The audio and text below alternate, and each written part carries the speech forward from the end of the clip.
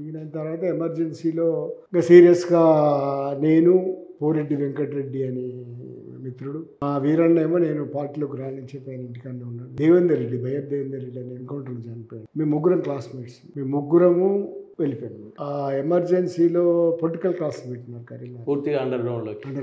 ఎమర్జెన్సీలో పొలిటికల్ క్లాసులు పెట్టినారు. ఎమర్జెన్సీ ప్రకటించే ముందు ఆ పొలిటికల్ క్లాసులు పెట్టినారు. నాడు మేము బియ్యం, ఆ క్లాసుల కోసం బియ్యం అవి జమ చేసి తీసుకుపోతున్నాం. బస్సులో పోతున్నాం. పోరెడ్డి వెంకన్న వెళ్తుంటే మాకు దిగినాం. మమ్మల్ని ఫలానా అక్కడ ఉండమని చెప్తారు కదా, అక్కడ పోయినాను. పోయేసరికి అక్కడ పోలీసులు తిరుగుతున్నారు, అంత గందరగోళంగా. అక్కడ ఇంకో సందు నుంచి వేరే ఆయన వచ్చి వెళ్ళిపోండి, ఎమర్జెన్సీ రావద్దని చెప్పి రావద్దు, వెళ్ళిపోండి సరే అని మళ్ళీ మంత్రికి వచ్చేసరికి వాతావరణం అర్థమైపోయింది, అరెస్టులు జరుగుతుంటాయి.